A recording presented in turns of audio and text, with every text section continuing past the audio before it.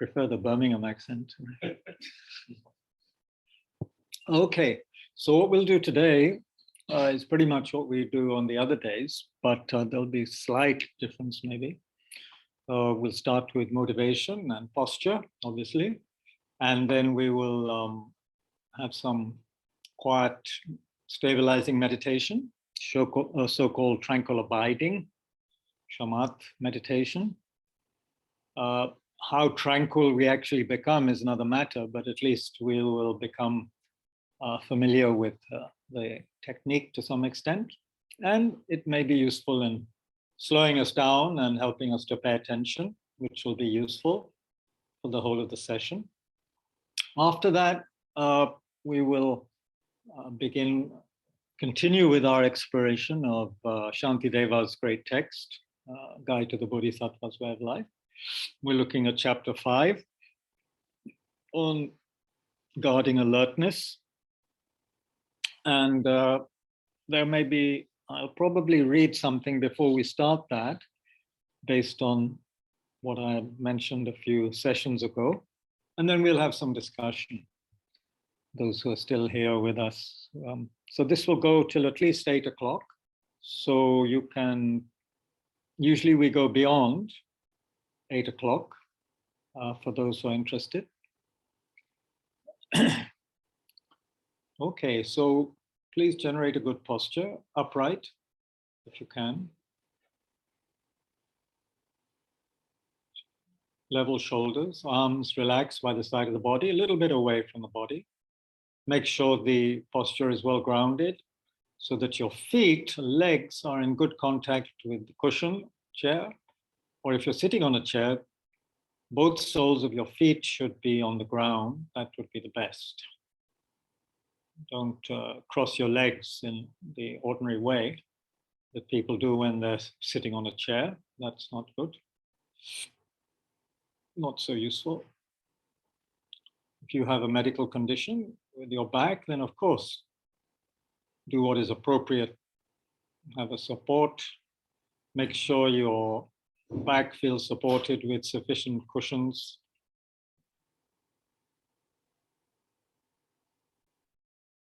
Let the head be tilted slightly forwards, so the back of the neck is somewhat stretched, elongated. Eyes can be slightly open or closed.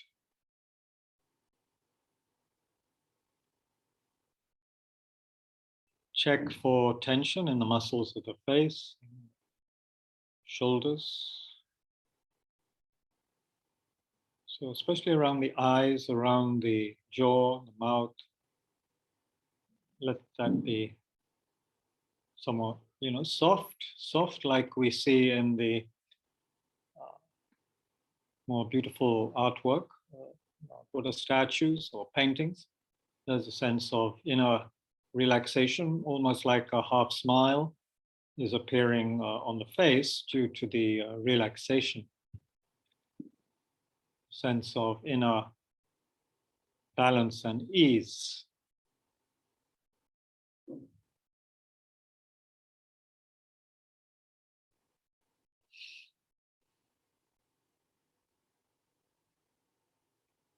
Remember the significance of the posture, which evokes the Mahayana or great vehicle perspective.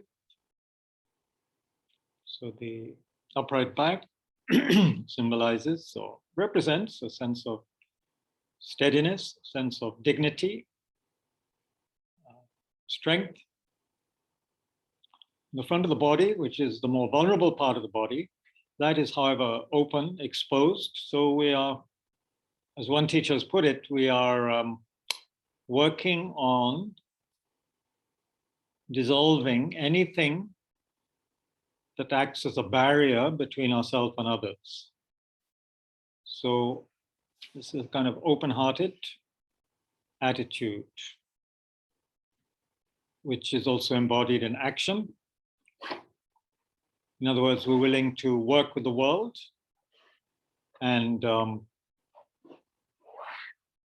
whatever is necessary in our capability, our ability to help beings who are in a state of confusion and pain. So the body is the bodily postures represents a great deal.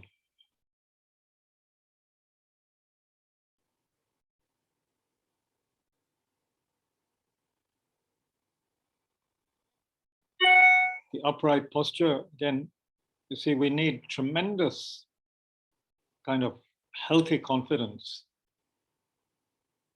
to engage in the task of not only unraveling our own confusion and working very skillfully with the inner disturbing emotions, but there's also a lot of energy, perseverance required in working with the world, working with others.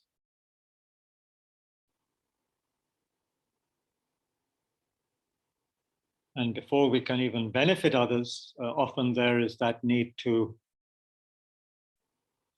exert skill and effort in not harming them and in not being put off by circumstances that we come up against. So there's a tremendous amount of skill, patience, perseverance, and so forth that are going to be needed. Effort, joyous effort. So for that, we need a very, very healthy confidence, tremendous confidence, actually. But of course, not arrogance, not egotistical confidence.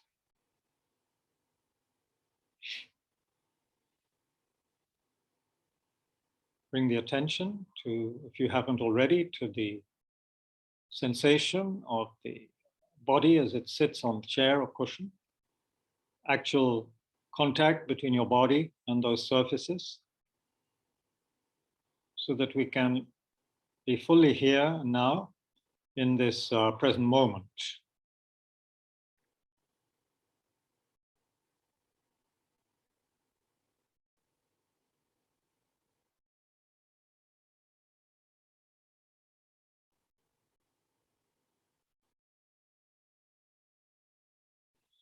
There may be fleeting flickerings of thought based on past and future. Don't get involved with them. Don't be upset or impatient with them, but don't follow them. Don't start getting involved. Just let them go. Bring the attention back to the posture.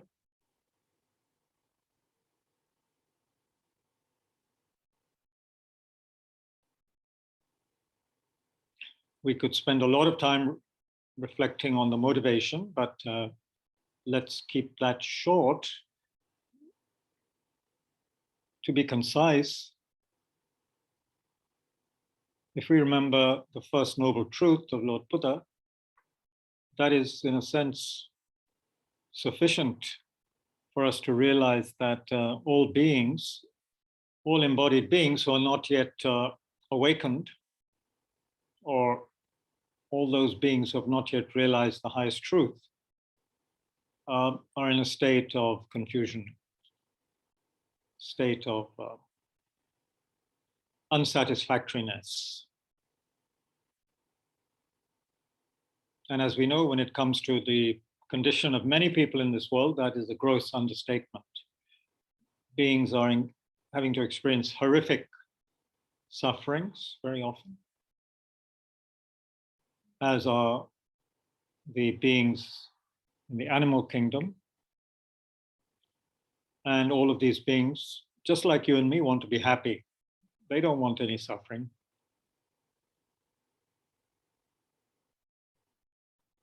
So when we really open our eyes and our heart and we look at the rest of the world, there's a sadness, a weariness and a sadness.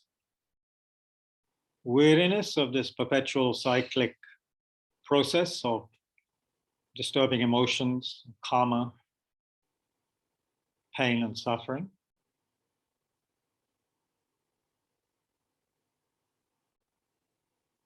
Weariness of that, even disgust may arise. And then there's a sadness and a sense of fellow feeling that we experience when we recognize the situation of others, since we have already recognized our own situation.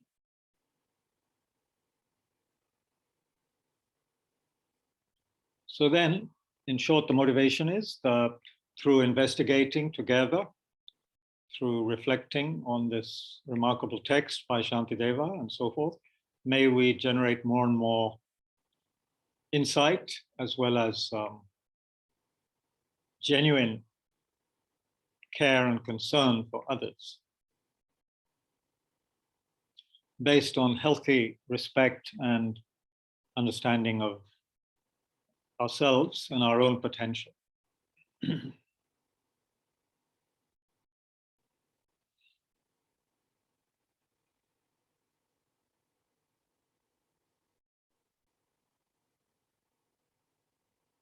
So since our mind is like an untrained puppy or a restless monkey, we need to first create some calm and clarity. So we do that with the tranquil abiding practice. So please bring your attention to the normal breathing. Don't try to control the breath in any way. Simply be aware of the sensations as we breathe in and out. Sensation where? At the tip of the nostrils. Or if that's difficult, at the rise and fall of the abdomen. Let that be the area that we keep most of our attention at. And we're in a state of stillness in the body as much as possible. State of relaxation, not tense, but also very alert, awake. So when the mind drifts off, we can be alert to that, recognize, let go of the distracting chain of thoughts and so forth, images. Let go of that and gently but firmly come back to the breath. Make sure your posture is still upright, that you're not hunched over. Back should be upright. Shoulders level, and so forth. So let's sit quietly like this for a little while. Complete beginners may need to take a break after 3 or 4 minutes. And then you could start again very quickly.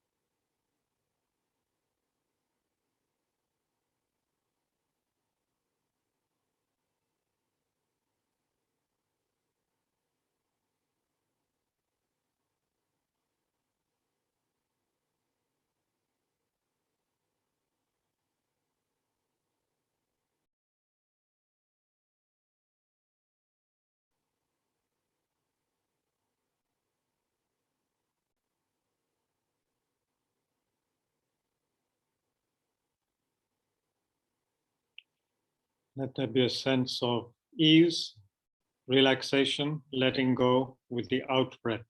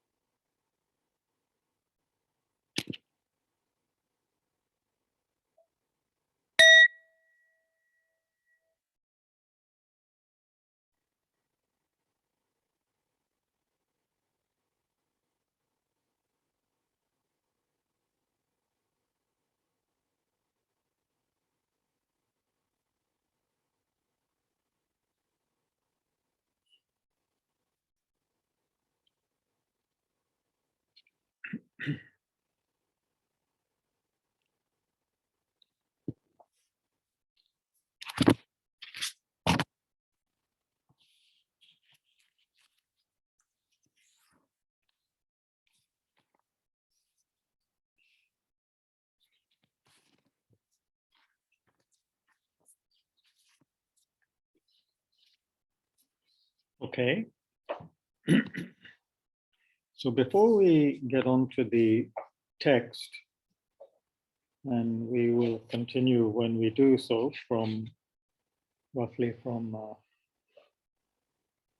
verse 86. Sorry, verse 84. Sorry, yeah, we don't have enough text there. I'm very sorry. But hopefully, anyway, I will clearly read the verse when I come to it. But those who are not familiar with the text, yeah, if you could share. It's on the posting. There's a link to the text on the posting we sent on WhatsApp. Which page? So chapter 5, verse 80.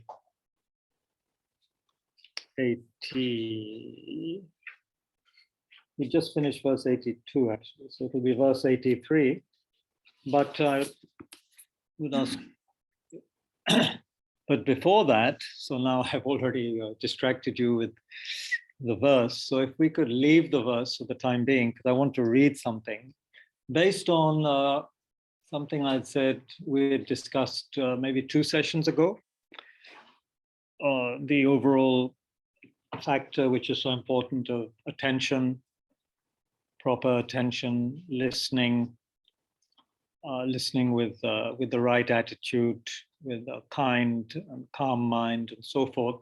So in that regard, I had mentioned something, how the great Swiss psychotherapist Carl Gustav Jung had skillfully worked with a woman who had come to him with a particular complaint. And I just like to read these 2 pages describing that in the words of the lady herself, who then later went on to become a psychotherapist in the analytical tradition, an analytic psychological tradition, as pioneered by Jung. And so several things here. One, I will try to read it very clearly and properly, as Shantideva was telling us yesterday in the verses, that when we talk to people, we should speak clearly, pleasantly, in a way that others can understand, and not hastily and in a garbled fashion. So I'll try to do that. We can all listen very carefully. Remembering also that wonderful teaching that is there in Buddhism called the 4 Reliances, which says basically don't rely on the teacher, rely on the teaching, and don't rely on the words, rely on the meaning. So of course, words, you have to listen to the words, but there's a meaning there. And with the meaning, we can try to, the 3rd reliance is don't rely on the superficial meaning, but on the deeper meaning. Of course, deeper meaning, we may not feel there is any deeper meaning at the first listening or study of something, but over time, sometimes deeper levels emerge from what we are studying or listening to. And then the 4th reliance is when we engage in the deeper meaning, don't rely on a superficial consciousness, but rely on a wisdom consciousness. In other words, a kind of a deeper, more subtle wisdom consciousness. And again, that is something we may develop over time through practice. The point there being made, I think, is that the mind we use in our everyday interactions with others is rather a gross level of mind, and we know it to be quite distracted and full of problematic emotions and so forth, a lot of turbulence. So we're being asked to allow that mind to settle and become calm and go deeper and utilize a deeper level of awareness to understand. Now, of course, I'm not expecting that we can all, listen to what I'm going to read with wisdom consciousness getting at the deepest meaning. That would be too much to ask for in one session. But I think it's very interesting. When I first read this, I was quite moved. Of course, I've been reading Jung since I was a teenager, so that's quite a long time ago. But just somehow the fact that here was this human being with this particular, with these particular symptoms, which was disturbing her, and how Jung dealt with it. And it seems to parallel, but we can discuss that later, why I think it's relevant also. So please be comfortable and just listen with a calm mind and hopefully very attentive mind. I hope some of us had good experiences when we were younger, being read to by parent or grandparent. So then if that's a good association, you can remember that. But of course, don't go to sleep. Don't get so relaxed and contented that you fall asleep. So be very alert, please. So this is written by someone called Vera von der Heid. I guess she's Dutch or something, who is a lay therapist, or was. This book came out, I think, in 1983. So this was a while ago. And she's a member of the Society of Analytical Psychology and so forth, Analytical Psychology Club London, and so forth. Okay, so she's relating to something that happened to her when she was still studying, I guess, under Jung and his associates in Switzerland. A long time ago, I was walking down the Zurichberg to go to a seminar by Dr. von Franz when I suddenly became aware that I was crying. I was surprised, stood still, but there was no doubt about it. I felt the tears running down my face. I felt slightly odd and didn't understand at all what was happening. When I got the sensation of bleeding from the upper part of my body, my hands felt sticky. I thought that I was standing in a pool of blood, and I had to look at my hands to realize that I was not. I was distressed, but at the same time very determined that I would not miss the seminar. So when I passed a chemist shop, I went in, asked for, and got some sort of a tranquilizer. I managed to sit through the seminar, but then I went home as I still felt decidedly strange in myself. The next morning, I thought that I was all right. But as I was walking down the hill, the same thing happened, only much more intensely. There was not only blood, but this time I knew that it came from a wound just under my heart and from small wounds all along my left arm. I got frightened, and instead of going on, I rang my analyst. She told me to go to bed and said that she thought I should see Jung as soon as possible and that she would arrange it. On my way home, I passed a small chapel where I always went to Mass. I went in and sat down in front of one of the side altars. I thought this would help me as I felt so panicky. As I sat, I suddenly saw a priest come in, walk up the main altar, and begin to say Mass. This was so unusual for that time of day that I gazed at the figure of the priest. He turned round, and I saw that it was the Lord. In a curious way, this seemed right to me. When the moment of taking communion came, I walked up to the altar rails. He gave me the host and offered me the chalice. This was too much. I drew back, but he insisted, and so I drank. It was very, very bitter. And after that, he was no longer there, and the chapel quite empty. I went home, but could not stop myself from crying.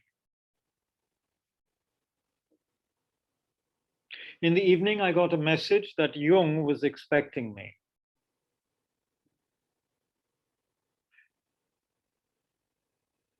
The next morning, he did not know what had happened to me. My analyst had only said that I was disturbed. I told him the whole story. He listened very carefully. And then he began to ask me questions. Had I ever had such experiences before? Was I frightened of blood? How old had I been when I had my first period? Had I minded about it? What had my sexual relationship been with my husband? Had I ever expected a baby? Had I been unhappy that I had not had children? Had I had my menopause? When had I had the hysterectomy? How long had I been ill? And what about hemorrhages? What had I felt before the operation, during my stay in hospital? And how long had I felt unwell or unhappy or resentful? His questioning did not stop. He took me through many of them more than once, encouraging me to remember, to associate what my feelings had been, and in particular, my bodily pain.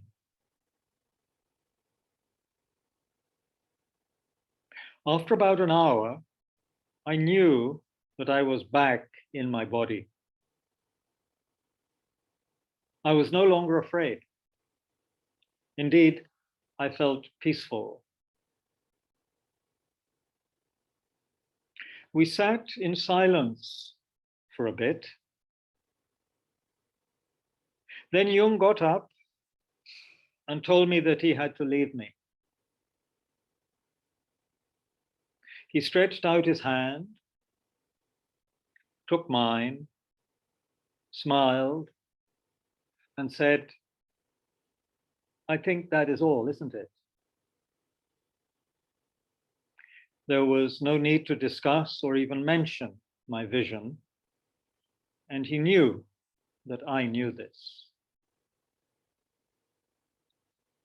For me, this interview was of the profoundest importance.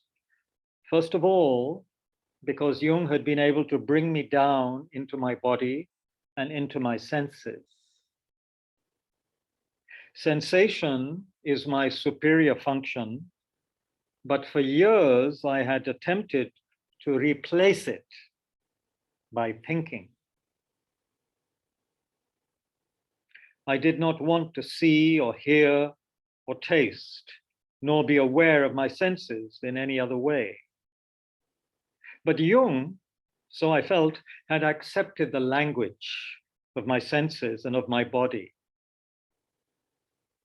He had taken my hurt, my wounds seriously, and helped me to dwell on them and to recognize them as belonging to my life and to my totality.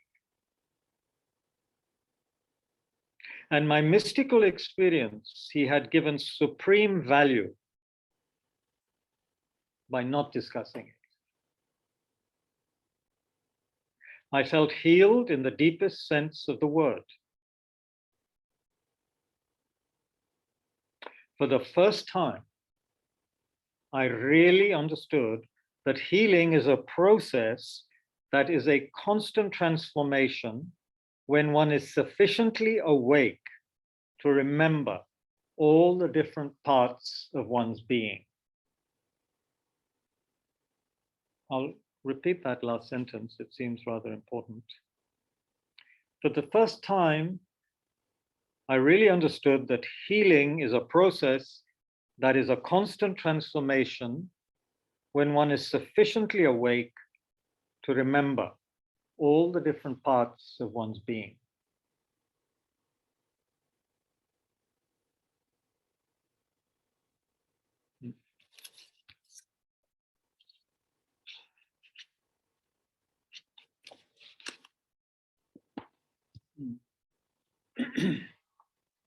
Just to say something about it, then we can discuss, if necessary, more later after we've looked at some verses of Shantideva. Seems to me that this has a very close parallel with very basic teachings of Buddhism, where in the Satipatthana Sutta and the 4 applications of mindfulness and mindfulness of body and feelings and so forth, one is really coming to know, the purpose seems to be to intimately get to know what one is on a bodily level as well as a feeling level. Because as she said, and here she referred to a sensation as a superior function. That means, Jung in general said that we have 4 main functions: sensation, feeling, thinking, intuition. Thinking, intuition, sensation, and feeling. So sensation was actually, she had discovered her primary function was her strongest. We're all a mixture of all 4, obviously, but we usually have a dominant function, and usually a very weak one, or several weak ones. So due to, I think, the course of modern education over the last few centuries, thinking has become the dominant function for many people, or it's something we emphasize, and that often leads to a devaluation and a forgetting of the senses, of the body.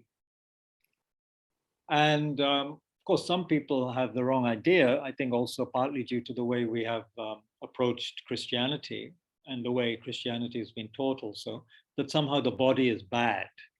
The senses are bad. They lead to evil, But if we neglect our body, if we don't understand our body and our senses, then that's something extraordinarily important that we are neglecting. Right now we are embodied. We cannot go up into our head and think we can neglect this vehicle of the body. She was obviously doing that, and she got these very powerful symptoms to remind her of the body. Of course, she had had several other experiences that Jung asked her about. But basically, I think most of us are out of touch in many ways with our senses and our body.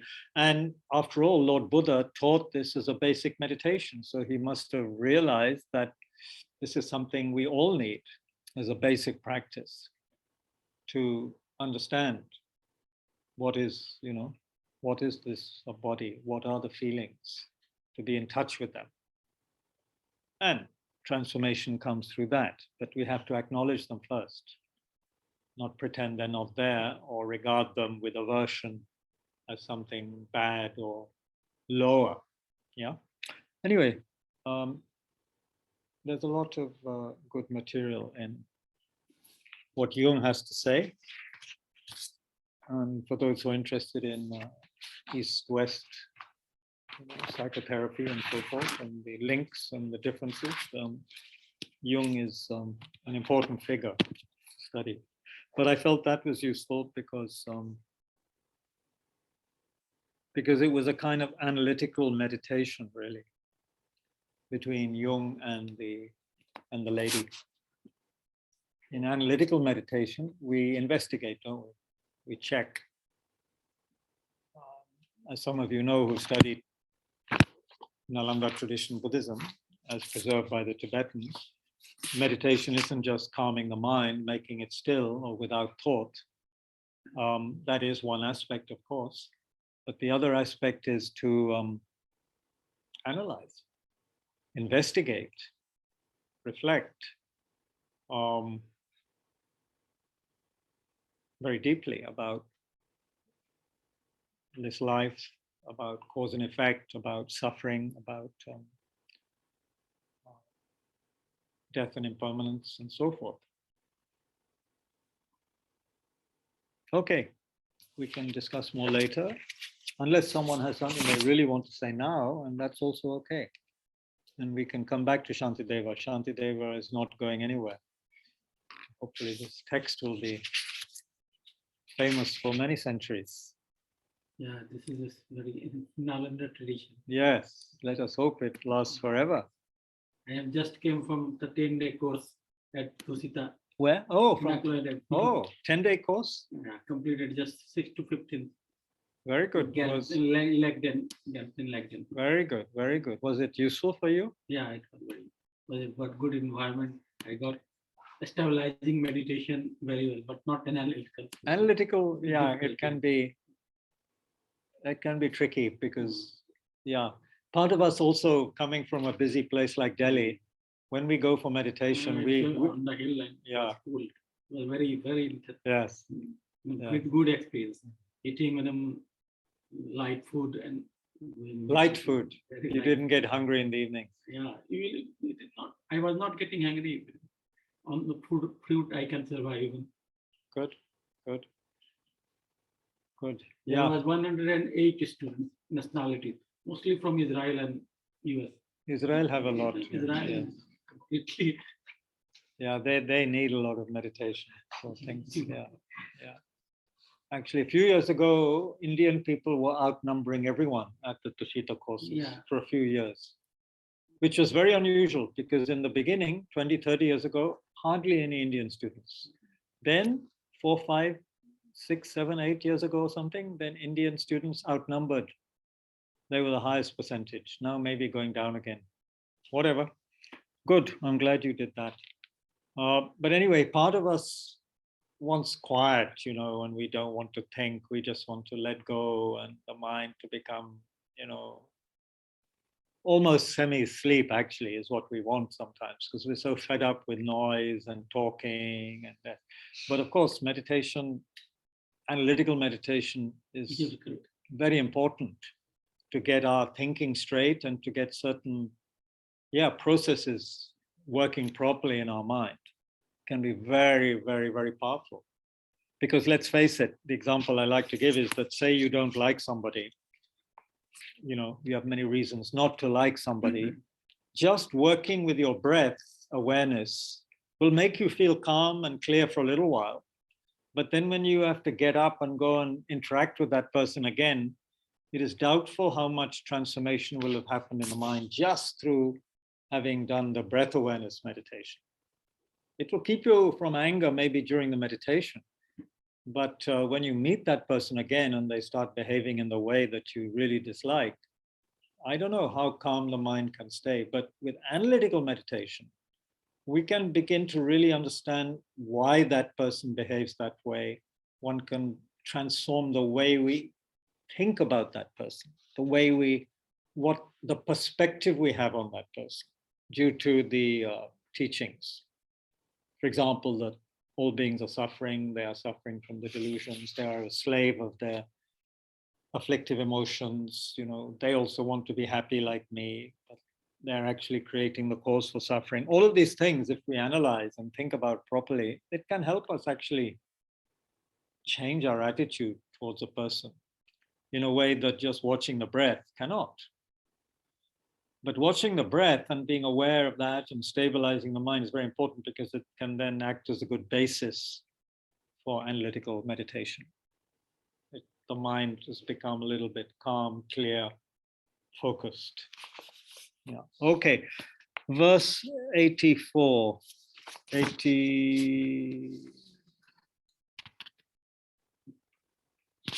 We'll just revise verse 81.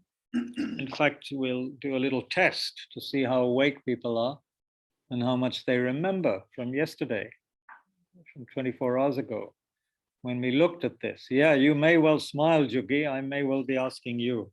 Yeah, so you better remember quickly. Verse 81, always being motivated by great aspiration or being motivated by the remedial forces, if I work in the fields of excellence, benefit, and misery, great virtue will come about. So what are these fields, please? They're not fields of, chana, rice, and wheat. Fields of excellence, benefit, and misery. What does that mean? Anybody? Without looking at yesterday's notes, if you took any notes. Excellence is Buddha Dharma Sangha. What's that? The three gems. Which one? The first field? Yes, excellence. So why is it a field of excellence? Why is it called that? Or a field of something else in the other translation? Even in the Padmakara is excellence, field of excellence. Is it? Yeah, both in bachelor. Are you sure? Yeah. I have the Padmakara. No, it says qualities. Sorry, in Pema Chodron, it says the fields of qualities, benefits, and of sorrow. But yeah, it means that. Okay, so why is that virtuous? To what is Shantideva saying, Naveenji? Helps you cultivate certain devotion. Okay. So he's saying we need to work in the field of excellence, which means remembering Buddha Dhamma Sangha. Is that what you're saying? In order to develop devotion and faith. Yes. And he's saying that is something positive. Okay, good. Somebody else, what is the field of benefit?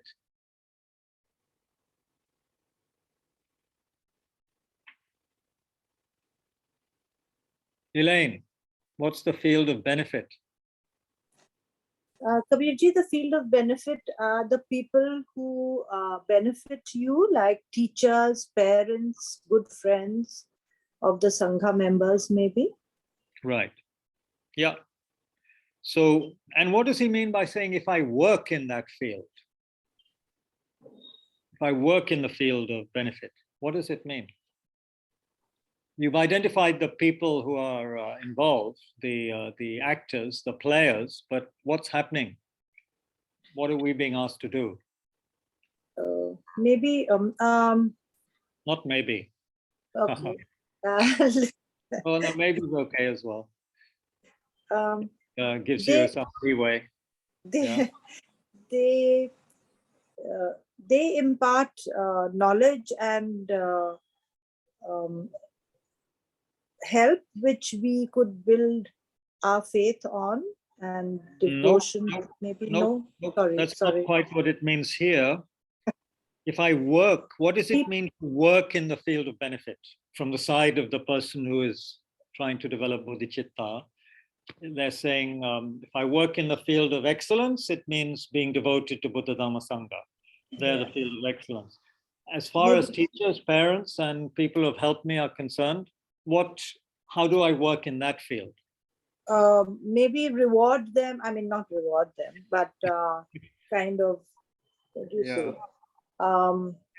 Give back to them by with I don't know, gratitude and So to serve them in the way that they in the best of true.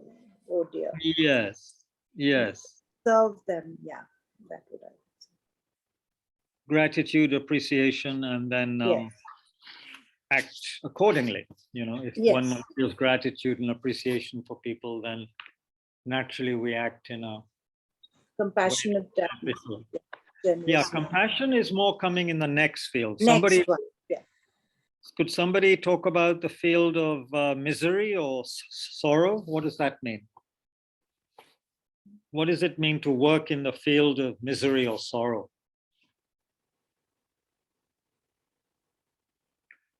Jugi, or Rajeshji?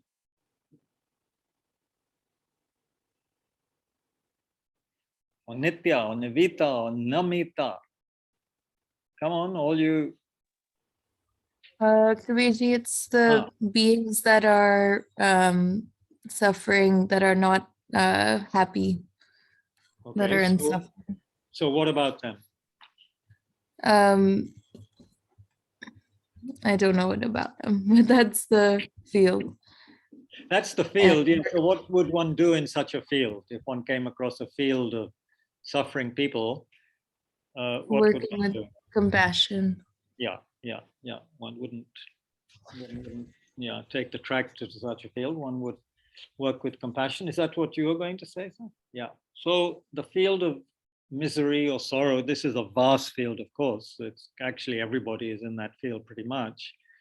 So that's the field where we can work on loving and compassionate action towards others based on, of course, the proper motivation. Yeah.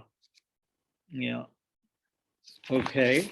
So that was a very, very important verse. And then the second, the verse after that was saying that I shouldn't have kind of devious or ulterior motives or be competitive or always caring about what other people think, but I should, endowed with wisdom and joy, I should undertake all that I intend to do. Matlab, if I know that I'm engaging in right action, I should, based on my understanding of the teachings and so forth, engage in positive actions for others based on positive intention. If for some reason others don't understand or are jealous of me, or if they compete with me, then I in return should not be competitive or adjust my behavior too much just because it's considered politically correct, for example, or something like that. I should act in a way that is actually, I feel, the most beneficial for others as much as I can. Pema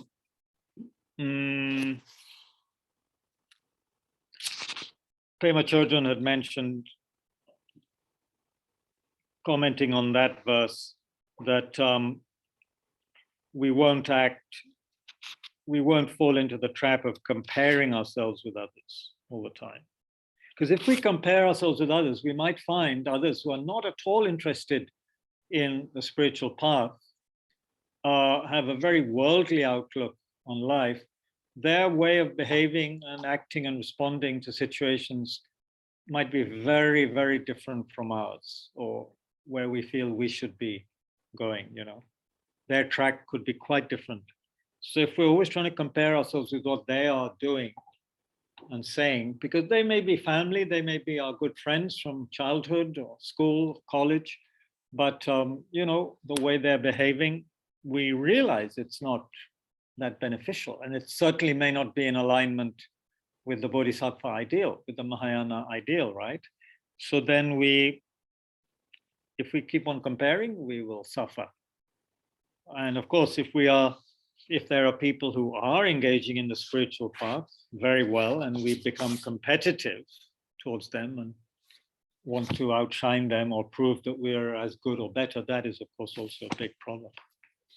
So we should just get on with what we need to do properly, endowed with wisdom and joy, and be straightforward about it, I think. And don't get Kabirji, can I say? Hello, Kabirji. Haji. Can I say 1-2 sentences? Bilkul, boliye. Kabirji, I found that if we see people that they are not like our expectation go higher, and we judge the situations, then I am working from quite maybe 2-3 years already past. People, there is no fault of the people. The situation they grow up, what they have learned, they are acting in that way. Yes. And then we blame we just see that there is they कैसे बोले कि उनका कोई भी आप हिंदी में बोलिए, मैं बात कर लूंगा. उनका कोई गलती नहीं है, उनका कोई भी गलती नहीं है कि जो वो रिएक्ट कर रहे हैं, गुड रिएक्ट कर रहे हैं, बैडली रिएक्ट कर रहे हैं, बट वो जिसने जो सीखा है गुरुजी, बिल्कुल, जिसने जो सीखा वो ही तो देगा हमारे को. बिल्कुल, बिल्कुल. तो yeah, this We I'm need to accept, working. yes, we need to, It's understand that. And it's also, really helpful for me.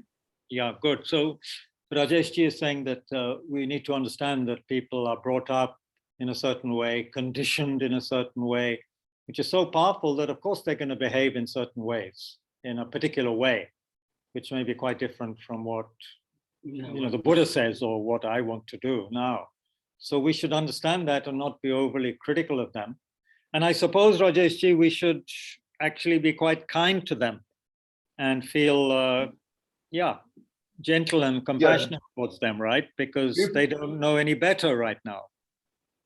Yeah, the compassion will naturally rise when we see they are helpless, they are acting what they have learned. Yes. Compassion, effortless compassion will rise spontaneously if we really analyze the situation. Right. Yeah, very good. And I think you've had a lot of experience of that in your life, the kind of community and situation that you have experienced. You have firsthand knowledge of that, I think, what with your understanding of Buddhism as well as, your own background, you are very well placed to understand this situation. Yeah, thank you. Okay. Anybody else want to comment on any of those two verses, verse 81, 82? Shall we move on? Let's move on. Was there someone? No. Verse 83, the perfections such as generosity are progressively more exalted. But for a little morality, I should not forsake a great gift. Principally, I should consider what will be of the most benefit for others. So sometimes we feel very restricted by certain laws, moral obligations, or mores within a particular group of people or society. For example, in the Mahayana, if a monk or nun feels that they can give or advice or a gift or something that is going to be really beneficial for someone, then they will do it, even if according to the strict rules of moral conduct, they shouldn't do it, or there may be doubts. For example, in the Theravadan tradition, a monk is not supposed to be alone in a room with a woman who is not his sister or mother or whatever, right? In Mahayana, it's a bit more relaxed. I mean, it's not encouraged that a monk is always alone in a room with a woman, In Thai tradition, it's very... Yeah, very bad in the Thai tradition. It wouldn't be allowed. It would be really, that would be a big mistake. So, but if one has something really important to say or to give to that person or advice or whatever, then it is allowed. So for the sake of a little morality, we can let go of that a little bit to benefit the person with a gift or with something that is going to benefit them a lot. We can relax the moral conduct a little bit in cases like that. What do you think Shantideva means by saying perfections such as generosity are progressively more exalted? In the other translation, the 6 perfections, giving and so forth, progress in sequence, growing in importance. What does the Padmakara say, please? Verse 83. Perfections, giving and the rest, progress in sequence, growing in importance. Same, okay. So what does that mean? What is the perfection of giving, by the way? Okay, this is a good question for those of you who have studied with Geshe Doje Damdullah. So you know this backwards. In your sleep, you know this.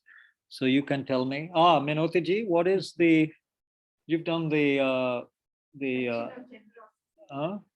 have you done the master's program? Doing it, just started. Oh, so you, okay. But anyway, do you want to have a bash at this? What is the perfection of generosity? Ordinary generosity, we know. Yeah, then Ordinary. Is it where we talk about generosity of material giving, of dharma? No, that's an overall division of giving into, giving of material objects, giving of advice, giving love, giving dharma. That's an overall. But what is the perfection? Why do we say dan paramita? Paramita. yeah, Pragya. What is the pragya paramita, by the way? What is the perfection of wisdom? What is Nagarjuna saying in his teachings? Elaine, what is Nagarjuna? If someone came up to you in the street, which is unlikely, but they might, in the street in Pune, and said, I've been hearing about this guy Nagarjuna. What does he mean by wisdom? What does he mean? What is this pragya paramita stuff that Nagarjuna is talking about? How would you answer that person in 2 lines or 1 line?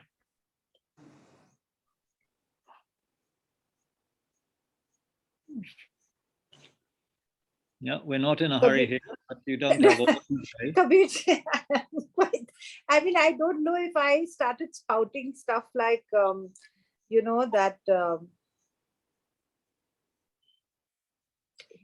all phenomena is empty of ultimate existence. It's not going to make much sense to anybody, You've So, got to talk to the common man yes. who's digging Yes. a hole in the ground to put in the the latest Wi-Fi stuff, wires. I'll take that the easier question than Kabirji instead of what Nagarjuna said. At least for the generosity, for the paramita of Yes. generosity. What is it? Yes. Is when we can what do you say? When the giver, the act of giving, and the receiver are all without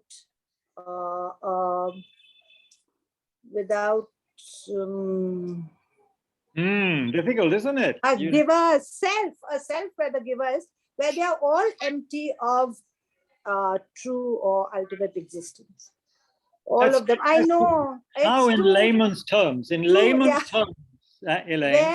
Where I don't have any ego for myself, who is giving. And I do not make the act of giving into a big deal. Oh, that's a good point. That's a good point. Don't advertise it on TikTok and Instagram. Yeah. Yes. And I also... That's okay. That's good. Well, let's give someone else a chance. Ajirji, in short, what is perfection of giving? Please. Ajirji, are you there? Uh-oh. All us senior citizens get drowsy in the evening, I think. Sorry, Ajirji, are you there? Ajirji, pragya paramita, ये दान paramita के बारे में बताइए ना इन लोगों को. ये सब. I think what Elaine has said, I think my understanding is also like that the perfection of paramita is that when there is no sense of the giver in the ultimate sense, nor what is the act of giving and what is really being given. ये तो बड़ा मुश्किल वाली बात है. So you mean there's nobody is giving, nobody is receiving, and there's no gift? Ultimately, I said. So what does that mean to a lay person like me who's just digging the road and trying to earn 100 rupees a day? Well, I think to the layman, it would be very difficult to explain what Nagarjuna is really saying as the dan paramita. Of course. Yeah, that's true. Yeah. That's I think true. it's very difficult to really make him understand what Nagarjuna is saying, the perfection of the generosity. To the layman, I can only tell what is generosity Okay. in the conventional language, in the conventional way. But you would also perhaps say that, you don't have to make a big deal of it. You should just give without having to Yeah, advertise it. Sure. Yeah. That is what I said, that without making the great sense of me giving, Yes. or Yeah. what is being given, great sense of that, what is really being given, Right. and even not to think that, because the moment I say that I'm giving with great sense, I think it's a dehumanizing to the person to whom is given also. There is no respect. There's an honor given. So I think, yeah. Yep. It could make them feel that, they are the recipient of, sort of a free gift by someone who feels sorry for them, and it puts them in a lower position. It's like a pity rather than, proper giving. You feel pity for the person, so you already somehow they're down there and I'm up here. Exactly. It's like they have that thing, the rich man in his castle, the poor man at his gate. They have that expression in English, some verse. It's like we're a rich person and this poor guy is at the gate and we're giving them something, and how kind we are to give them something like that. Exactly. In fact, one of the, I don't really recall which teacher, he has said that if we really find that there is somebody like the beggar who makes you feel that something should be given, one should treat him like a bodhisattva, because the sense of the compassion is ignited or triggered by this person or that situation. Yes. Yeah. Absolutely. Yeah. In fact, I think the great example of this, making the generosity without making any sense of me giving, is the story of the what is his name? This is called Mr. Finney. It is there on the website also now. He has made a donation of $8 billion to the different universities and for the philanthropy. And this was all done anonymous. Right.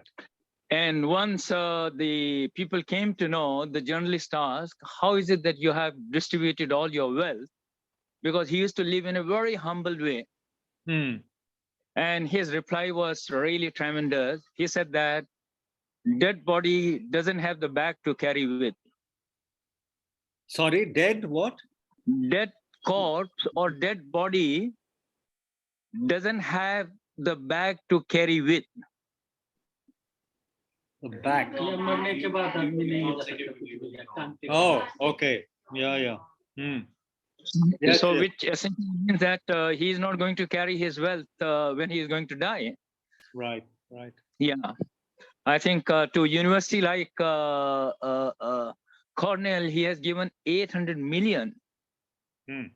And 4 or 5 universities in the Ireland again. And he set up 1 billion for the health issues of the underdeveloped countries.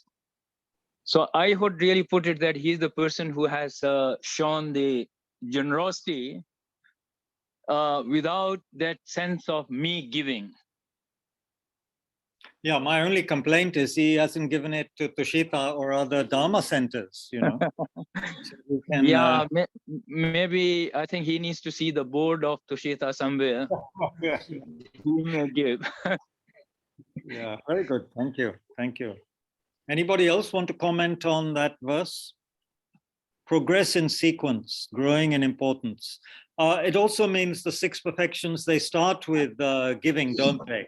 Giving is the first perfection. It's considered the one that is very good to start with. It begins to open up our hearts and minds, make us open to others, generous, and so forth. And of course, it also makes others feel very good and predisposes them to cooperate with us and so forth. And then after giving comes, what is it, a moral conduct. Then after moral conduct comes which one? Patience. Patience. Comes patience, and then comes joyous effort, right? Diligence. Yeah. Yeah, and then comes concentration, meditation, and then comes wisdom. Right, so they, and then he said in that verse 83 also, the great should never be supplanted by the less. Meaning if there can be a greater good through, you know, that giving or something, even though it's breaking a certain vow, a minor vow, then you should engage in the greater good, you know. You should not, if you have to forsake lunch in order to, you know, help somebody a lot, then one should forsake, you know, one's lunch. That's also there maybe. So each of those perfections build on the one before. Generosity is the foundation for discipline and so forth. The highest goal of all the paramitas is the good of others. Yeah. Therefore, understand this well and always work for the benefit of beings. The far-seeing masters of compassion permit to this end that which is prescribed. And then she explains this. In the Mahayana, to promote the welfare of others involves more than simply following a code of ethics or refraining from proscribed behaviors. From, you know, proscribed means that which is forbidden. There are times when that which is prohibited, lying, or even killing, might be necessary to prevent harm, greater harm. There is no set way to view this. The only guideline is to benefit beings by doing what's appropriate to the situation. Since we're left to figure this out for ourselves, we might begin then to understand why Shantideva put so much emphasis on training the mind, taming the mind. You see, only a mind that is very wise and compassionate can really know a situation where it is much better to kill or to lie. Because there are examples in the teaching of a Bodhisattva who killed somebody. But of course, you can understand that the only reason he did that because he had great insight into what that person was planning to do, which was to kill 500 other people. And so out of great compassion, the Bodhisattva killed that person, knowing that he was saving 500 as well as preventing that person from creating terrible karma. So the Bodhisattva killed that person, but also he killed the person saying, look, if this is a negative action, then I will take on the karma. I willingly take on the negative karma if it is negative. So one takes responsibility for it, you know. Was the pirate who killed the 500? Yeah. Yeah. Not, did you say pilot or pirate? Pirate. He wasn't a pirate. They were all merchants.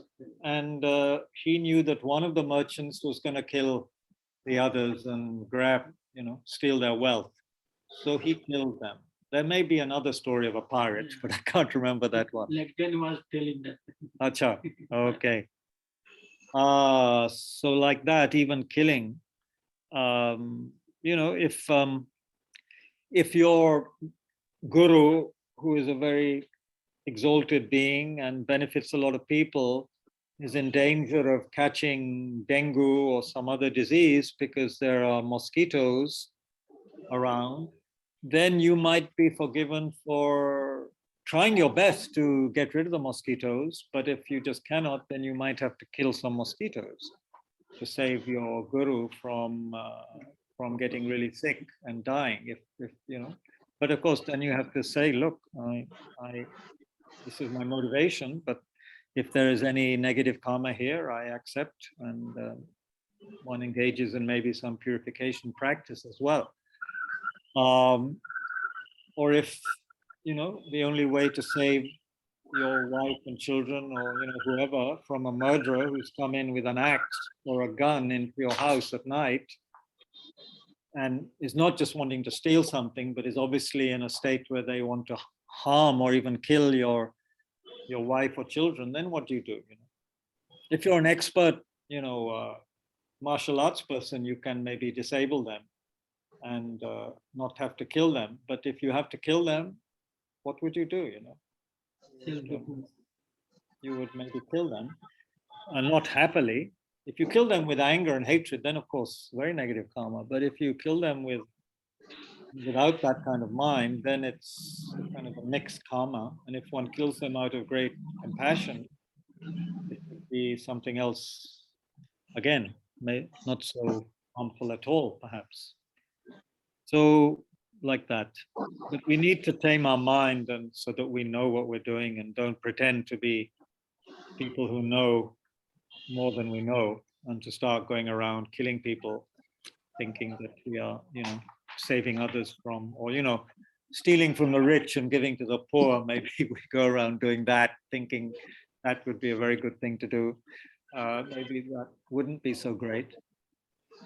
But, anyway, we have to look at the situation. Next verse is very useful for people like me. Eat only what is needful. Share with those who have embraced the discipline. To those who are defenseless and have fallen into the lower realms, into evil states, give everything except the 3 robes of religion. If you're a monk, it's not advised to give away your robes. But of course, if someone is freezing to death and there's nothing else to give them, there's no, what is it? What is that brand anyway? Whatever. You don't give them, you have nothing to give them, only your robe. Then you give them your robe,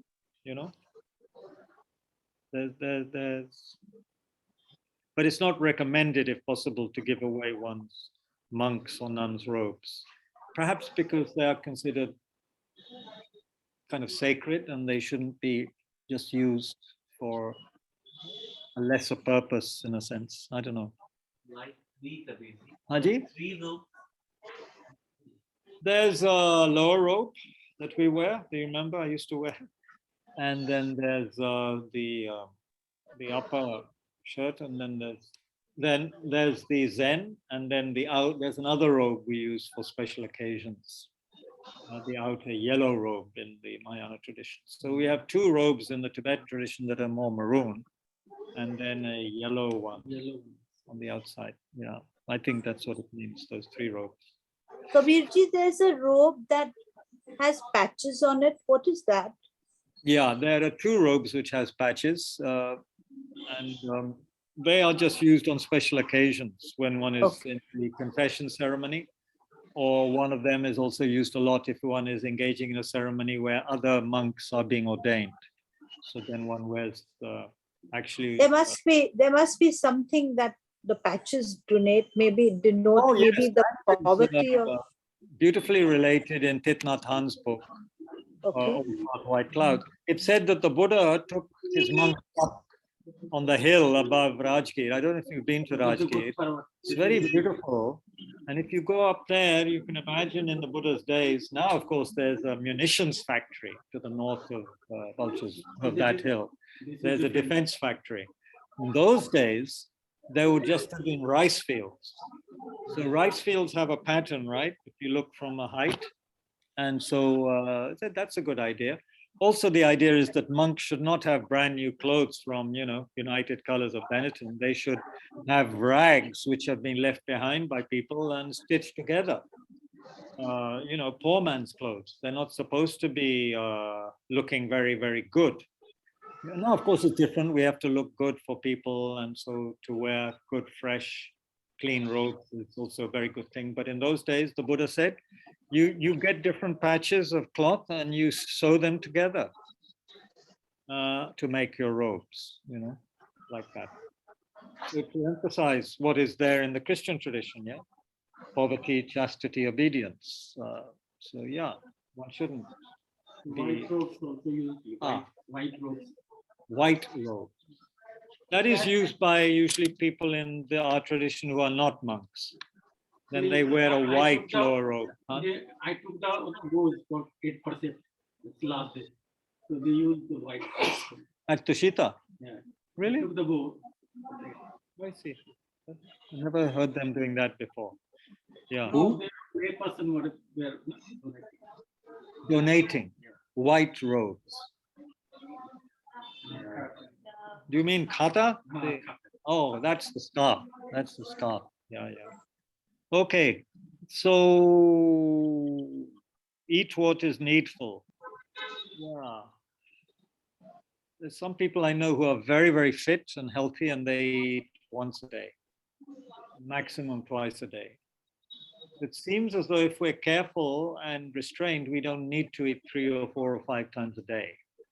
Of course, it depends on the person and their constitution, but of course, Buddha's monks in his day, they ate once or twice. They didn't eat after midday, unless they were sick or had some special, or they were traveling. That's the only time when people are sometimes allowed to eat after 12. If you're a monk in that tradition. And I'm wondering how much food could be saved, actually, if people only ate as much as was needed. I mean, if you go to restaurants and other places, you often find so much leftover food because people put more on their plate than they actually need. And a lot is just thrown away. Of course, somebody gets it, a microbe or a rat or a dog, or sometimes I'm told even the kitchen staff will eat things that don't look, too jhuta or whatever. But yeah, so eat, don't overindulge is the main point here. We're not pretending that by eating less we can solve world starvation. But the point here is not to overindulge, to be less greedy. And if we were as a community, as the 8 billion of us now, apparently we're 8 billion, not 7 billion. His Holiness Dalai Lama loves to keep on saying 7 billion. And of course, soon someone will have to tell him it's 8 billion. But 8 billion human beings, yes, there's a lot of demand on resources, right? And many of those beings are actually starving. There's no other word for it, slowly starving to death. So if we overindulge, especially as people are supposed to be what shall I say? Supposed to be on some kind of inner path. If we overindulge, then it's tricky. It's not so good. Share with everyone. That's always a good thing. Give generously even to those in evil states, meaning to animals and other beings who are in a very difficult situation. Evil means they have got there due to their negative karma, they are in that state.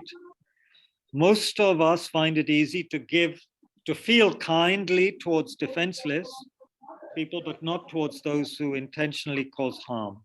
Yet those people also need our compassion. The Buddha taught that because each of us experiences the consequences of our actions, those who behave with cruelty and malice will reap the greatest misery and pain. A lot of sound coming from the field of sorrow here. Yeah.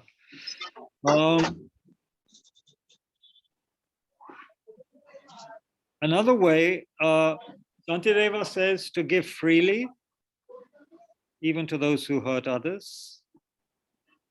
Give everything except your monk's robes, and in certain circumstances, I imagine even that would be permissible. Another way to look at this verse, she says, is this. Consider what it would take to go into the hells of this world and give all to those in seemingly inescapable pain. Until we've worked with our own disturbing emotions and judgmentalness, our bodhisattva aspirations will be sorely challenged in such places. So I guess, there's this group of people called Médecins Sans Frontières, Doctors Without Boundaries, started in France, I guess, or Switzerland. These doctors and nurses and people, they go into places in the world where there's tremendous hardship, war, famine, those kind of places, and they give medical help and so on and so forth. So that is something amazing. One monk I knew, very good monk, Buddhist monk, who had done all sorts of things in his life, including being a paratrooper during one of the wars in Israel. He'd been paratrooper, the Jewish person. He was advised by my teacher to go and work with Mother Teresa in Kolkata with the dying people there.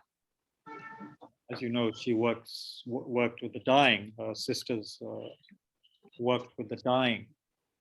And often, of course, appalling circumstances and people who are terminally sick, old. And this monk was saying how, people were, died in his lap as he was caring for them in their last few hours or days. And for him, that was more authentic practice than, just reciting prayers and sitting and meditating on compassion. As important that is, but for him, he said when he went and worked with Mother Teresa, he began to understand much more about dying, the suffering of old age and dying and sickness, and caring for people in such situations. And obviously, he didn't have all of the luxuries or whatever comforts he was used to in his ordinary life. He had to live the way the nuns were living or whatever, and work on the streets with those people or in the hospitals, wherever. So that was very powerful for him. So, that's a good chance, I suppose, he had to work with his, who wants to work with someone who is smelling or, cannot control their bowels and having to clean them. It's one thing to be a mother and clean your baby's nappies, but a grown person with an emaciated body and not looking very cuddly or nice, and then they're also defecating, urinating, taking care of them with kindness, realizing that they don't have long to live. I would imagine that takes a lot of patience and kindness, compassion. So anyway, Pema Chodron is reminding us of this kind of action. I would imagine it's even worse going to certain places in Africa, Sudan, Somalia, or basically any conflict situation. If you're anywhere, if you're in Ukraine or wherever when the missiles are falling, that, one would really have to be very courageous, not just compassionate. It needs courage, I would imagine. What would it feel like? You have explosions going on around you, and it's not the movies, it's not Netflix, it's the actual situation. What would it be like? It must be, I've never experienced anything. I've experienced an earthquake, but explosions going on around you must be in one way worse than an earthquake. At least the earthquake, everything is quaking, but explosion, you don't know where it's going to hit, and you could be next. And people shouting and screaming, and people being buried under debris, maybe your own family members.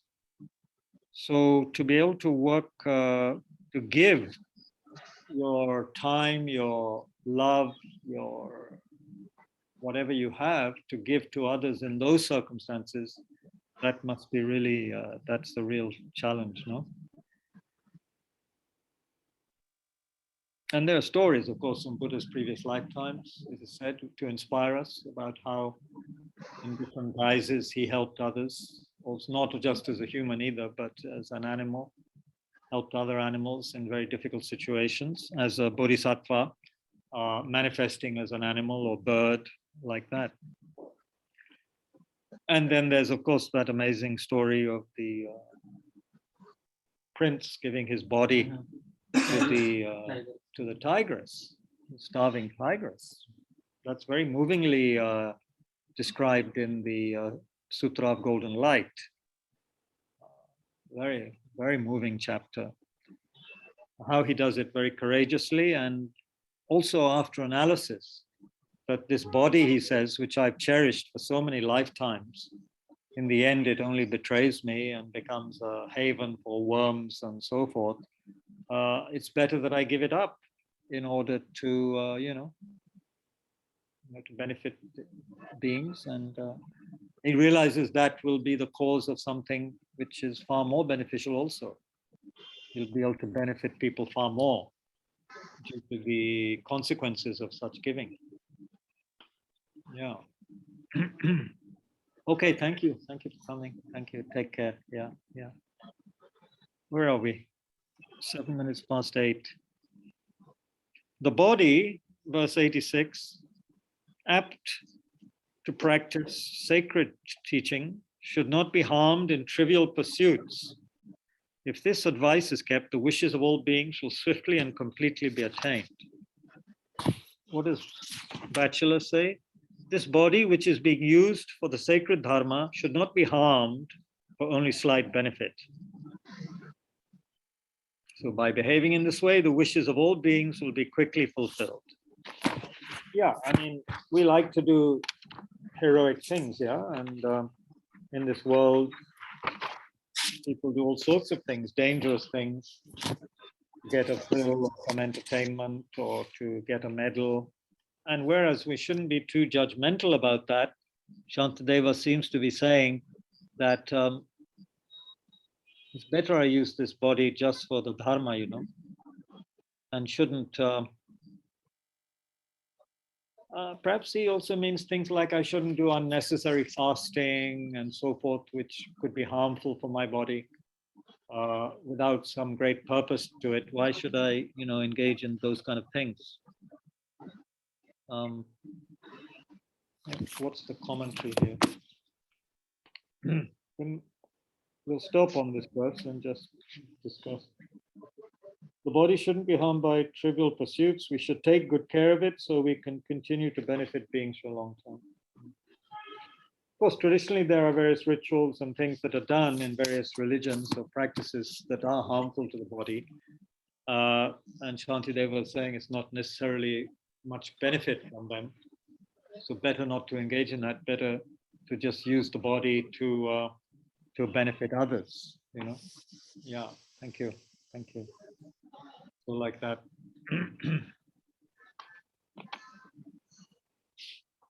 So we can have stop actually looking at the text or rather any more verses. Any response to the extract regarding Jung, the patient with Jung, or anything else in these verses we can discuss?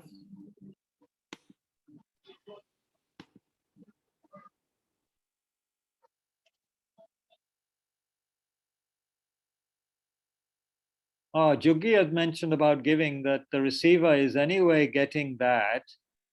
The receiver, he seems to be saying, has created the karma to receive something, so there's no big deal in giving it to them. Yeah. We are a mere medium only. We are a channel, right?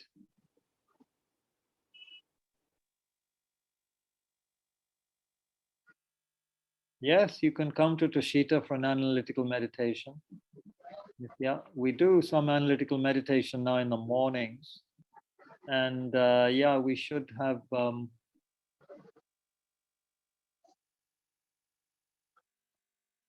yeah, that's good actually. We should be engaging in more analytical meditations. That's part of the tradition of our organization. Thanks for reminding me. Krishnamurti says that comparison is violence. Yes, a kind of violence. Violence doesn't have to be, you know, physical violence. As someone has said, if you're smiling at someone with a bad intention to deceive them, that is violence. But if you are beating someone up out of compassion, because that's the only way to stop that person engaging in negativity, that is not violence. Looks like violence, but it's just vigorous action of the body with a good motivation. Giving up the grasping of self, yes, that's always what we're trying to do in all of our actions. What else, folks? Anything people would like to mention?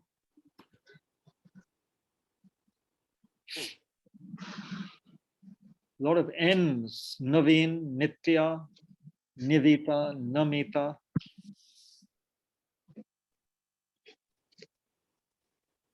Yeah. Yes, Nitya.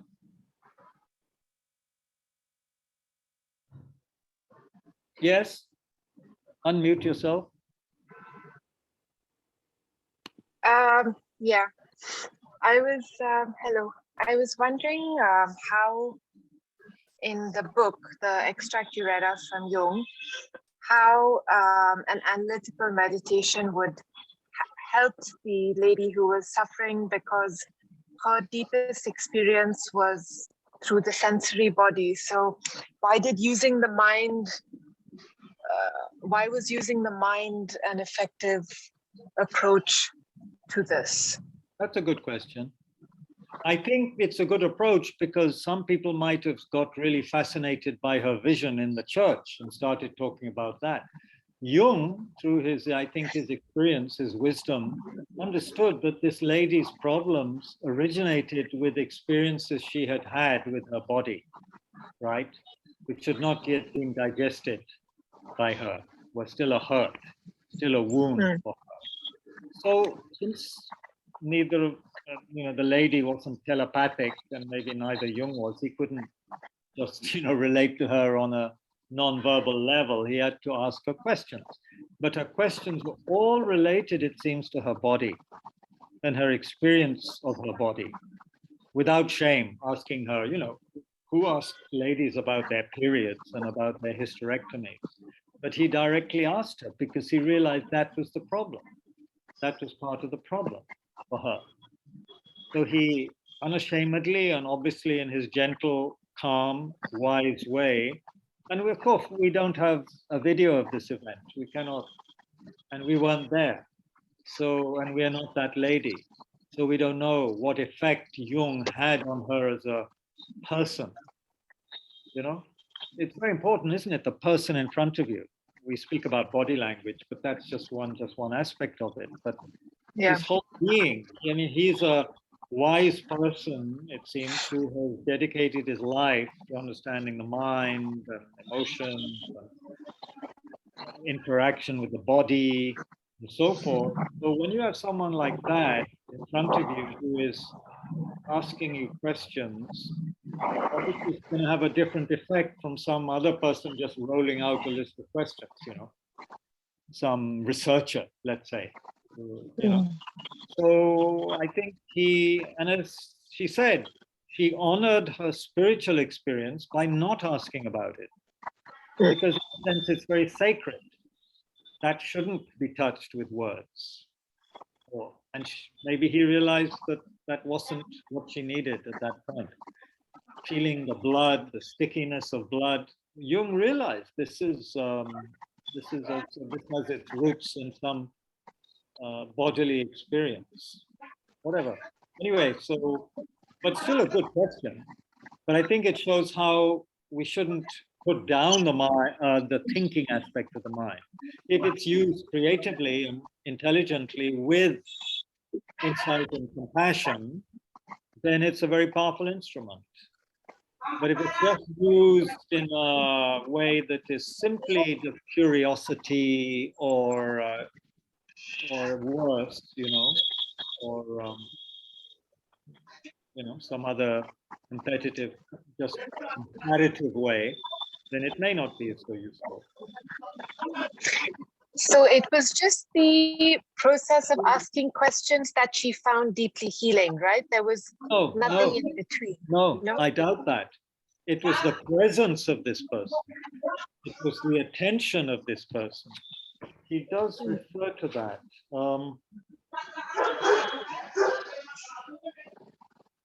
Jung, so I felt, had accepted the language of my senses and of my body.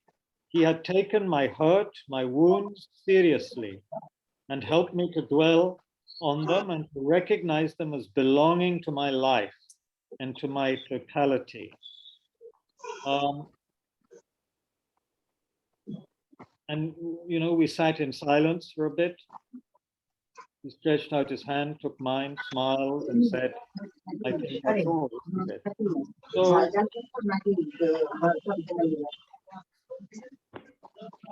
the presence of this person must have been something, I feel.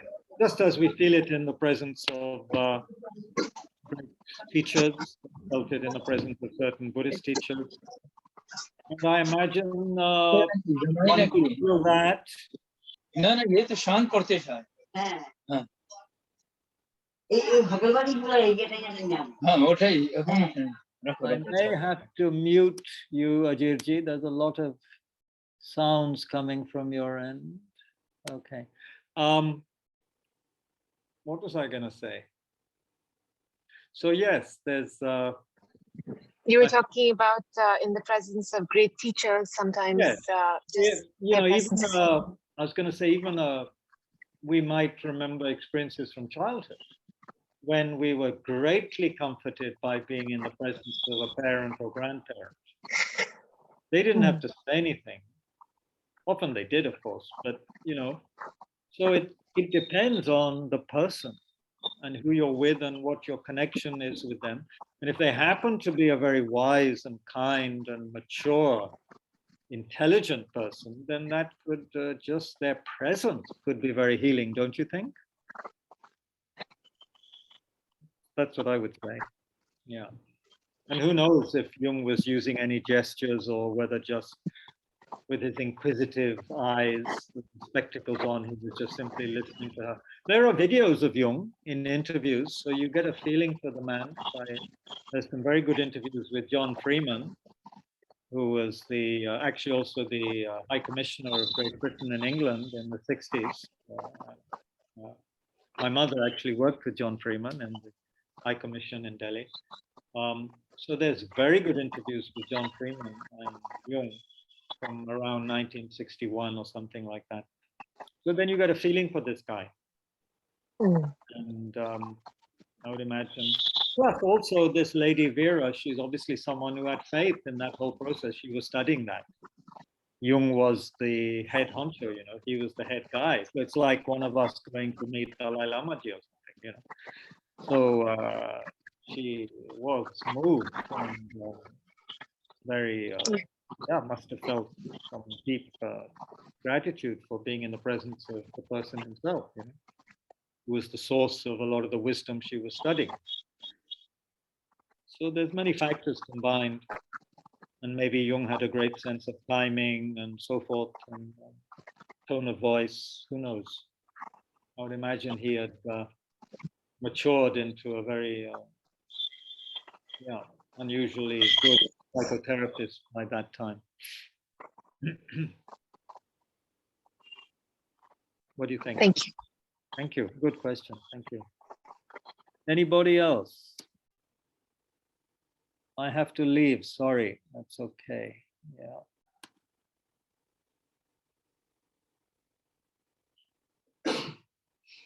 Anybody here at Tushita? Yes. Backbencher. Two things that I wanted to share.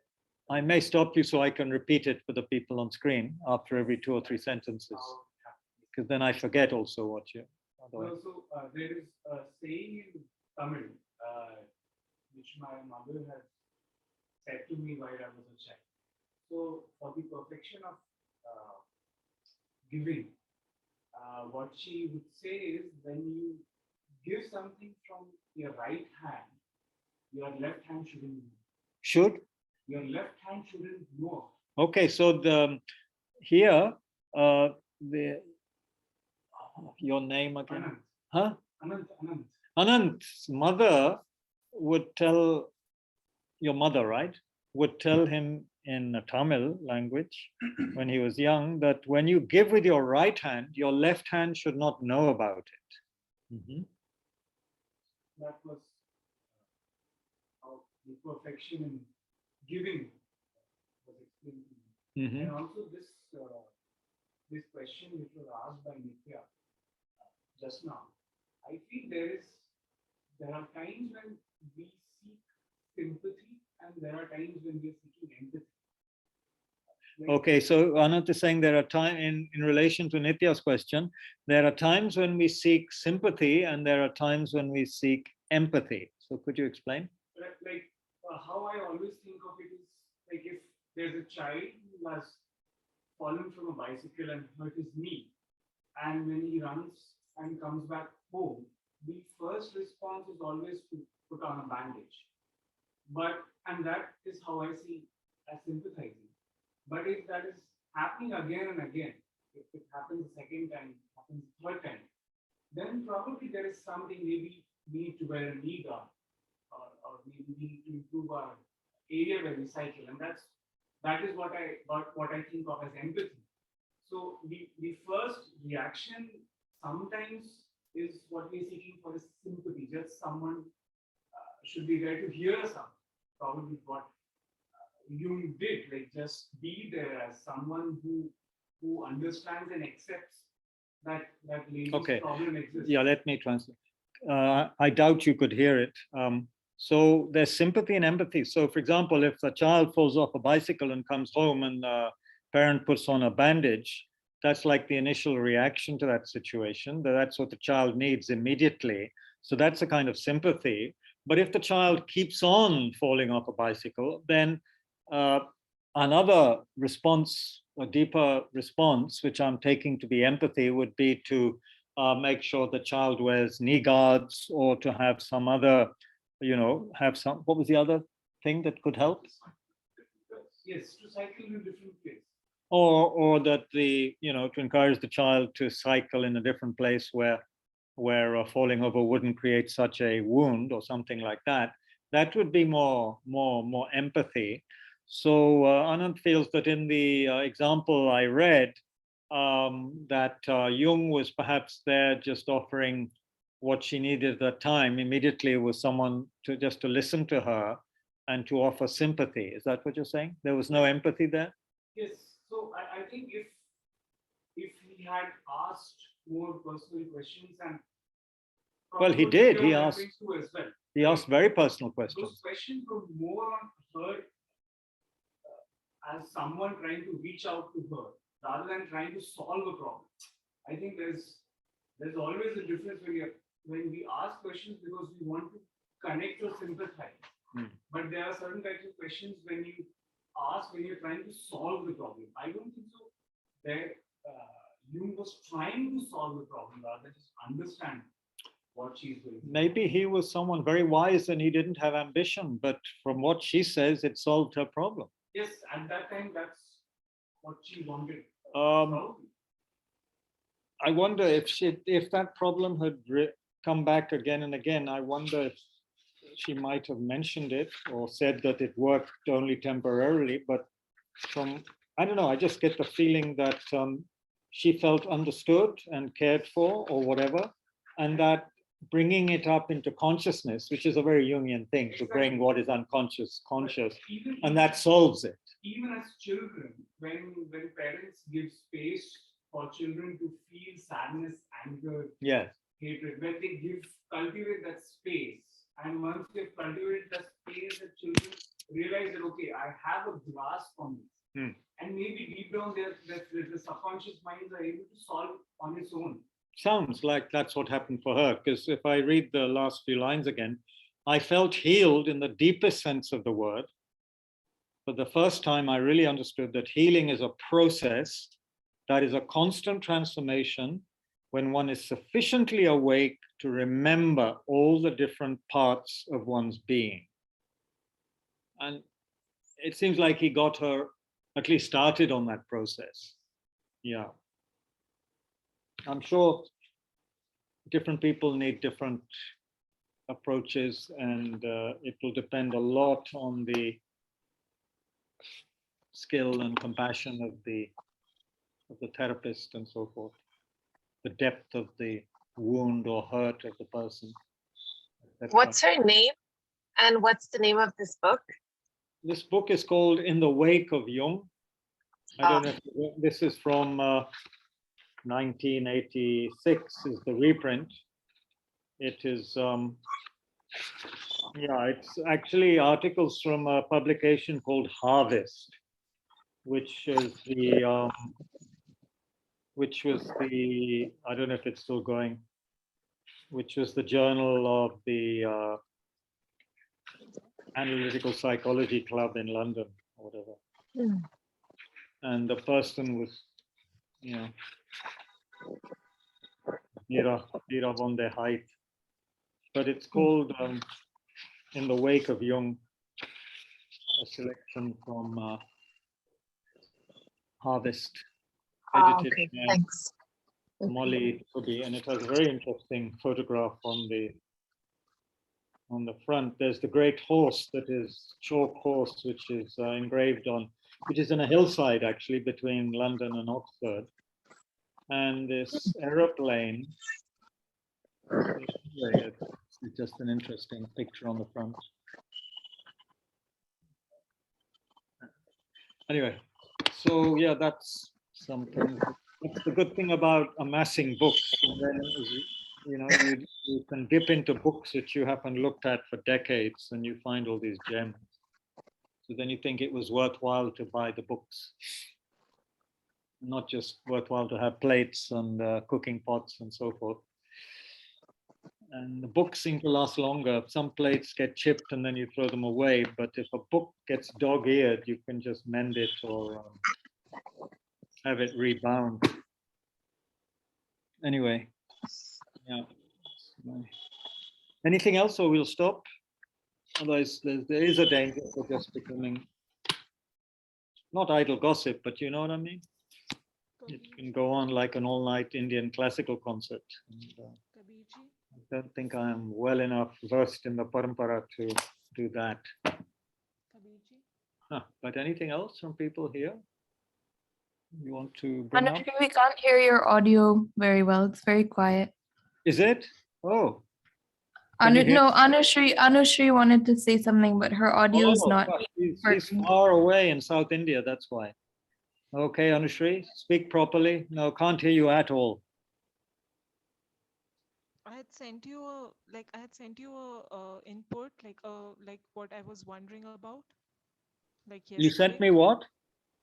Like I sent you like what I was like the thing which we were discussing yesterday. Like I had left early, so that is what I've been wondering about. So like. Could you repeat it for everyone's benefit?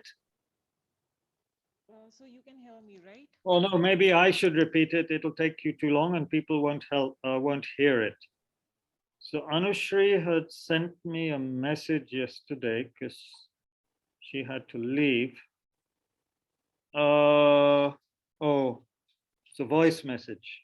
I think it was about the need for clairvoyance, right? And how important that is. Is that right? Yeah, and also like we were discussing how. Speak up. There's something really wrong with your mechanism. Like we were discussing how these great saints and masters of the world, the bodhisattvas, how they have this extraordinary ability and capability to not only like to know the source of our troubles, right? Even though they are not living, they are not like living the lay person's life. They are not married, or they are not living the life of the common man. But when the common man goes to them, they can immediately help them, right? That's right. They can help them. Yes. Yeah, and in spite of living in the Himalayas or living a retired life, yes, whatever. yes. Yeah. So what's the question? Now the point is, then I think Sagar was there. It was Nivita's question, and then Sagar was there, and you read out something about how like these people are able to help others, like benefit humanity. So my point was, like what I had asked in the message was that, like to the extent that one has accessed and developed one's Buddha nature or potential, right? Because a Buddha's mind is omniscient by nature. It has these characteristics of being omniscient, clairvoyant. So to the extent we all have Buddha potential, right? So to the extent that we have accessed it, have developed it, so we will get these qualities like automatically. And when we have them automatically, then you don't need to get married and have children and then know what their struggles are, like original Nivita's questions was how Shantideva, like how is that the point you're making, that you don't need to be married or a lay person to understand people if you have clairvoyance? No, and you have begun to activate your Buddha nature? I wanted to ask you if that view was correct, right? Like if I have activated, like let's say 70%, okay? So whatever qualities, like I have developed my Buddha mind 70%. If you developed a Buddha mind 70%, then you would have a tremendous amount of clairvoyance, and you wouldn't need to be a married person to understand married people's problems. Absolutely right. You would so have that more that was clairvoyance than was necessary. Yeah, so that is that's how right. like that's what I wanted to confirm, that Yeah, is yeah, the right yeah, that's pretty obvious, I think. Yeah, absolutely. So the bottom line is quickly develop the Buddha nature, do the practices and develop clairvoyance, and then you won't have to get married to understand married people's problems. Yes, absolutely.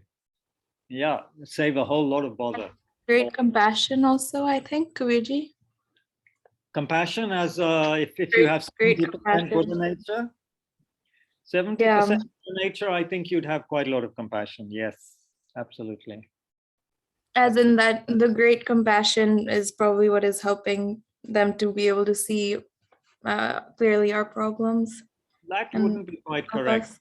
It would be beyond great compassion, Nivitaji, because even a first level bodhisattva has bodhichitta. So bodhichitta is said to be even one grade further than great compassion, because great compassion, they say the next step is where you take responsibility to, and say, I'm definitely going to become a Buddha in order to benefit all sentient beings. So first Bhumi Bodhisattva has that. So that's even beyond great compassion. But yeah, you're right. It involves great compassion, but it's even beyond, because that being is taking responsibility to save all beings from suffering, and to do it through, in the wisest way, the best way, which is to become a Buddha. Yes, absolutely. The compassion would be extraordinary, beyond our imagination almost right now. Yeah. because like Yes. because like Oh, wow. That's the kind of seat that Lama Zopa Rinpoche had at Root Institute, the one behind you. It looks like a very involved kind of throne, but I guess it isn't.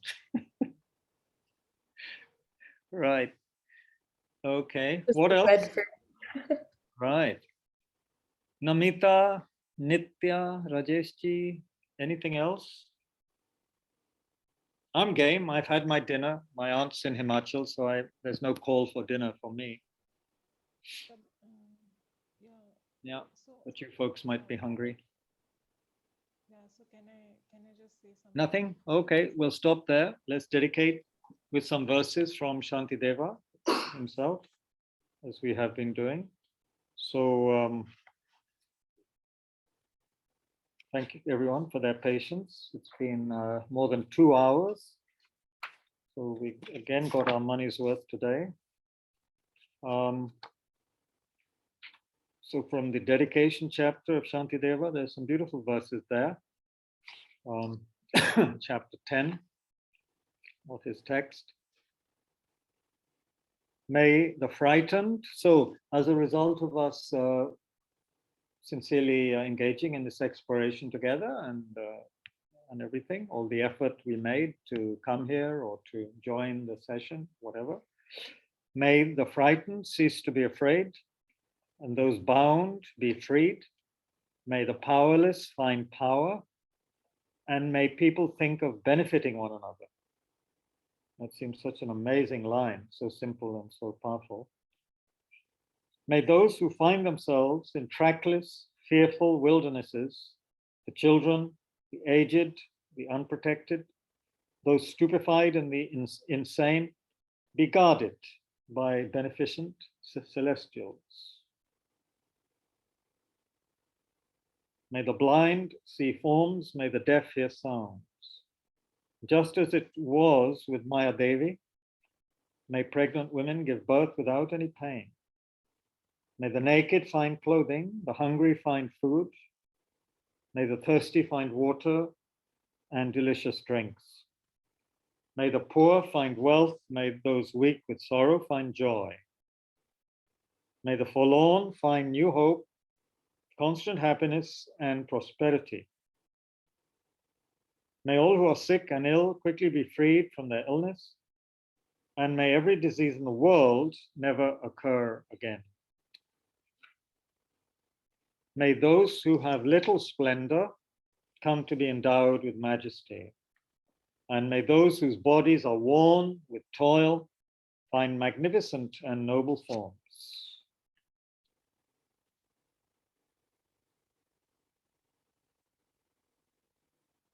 For as long as space endures and for as long as living beings remain, until then may I too remain to dispel the misery of the world. May the teachings, which are the sole medicine for suffering and the origin of every joy, be materially supported and honored and abide for a very long time. I prostrate to Manju Ghosh, through whose kindness wholesome minds ensue, and I prostrate to my spiritual masters, through whose kindness I develop. Please pray for the long lives, dedicate to the long lives and health of all our spiritual masters, all their dharma wishes to be fulfilled.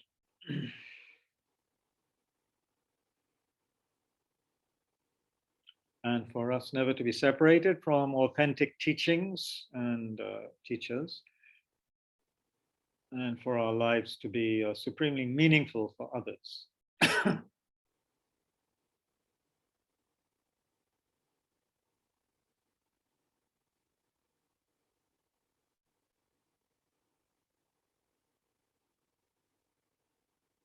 Please dedicate for Prama Bhandari, our landlady, who hasn't been well lately, that she may get well.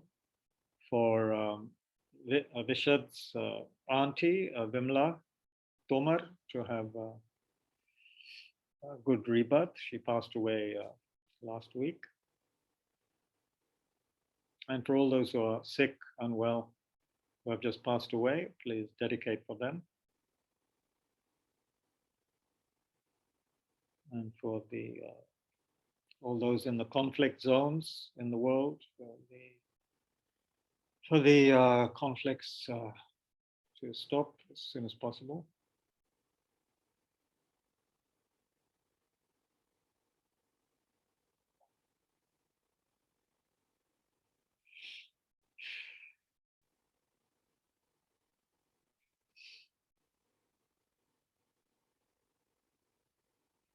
Okay, so thank you all very much. I hope to see some of you again on Thursday. We'll continue with this text.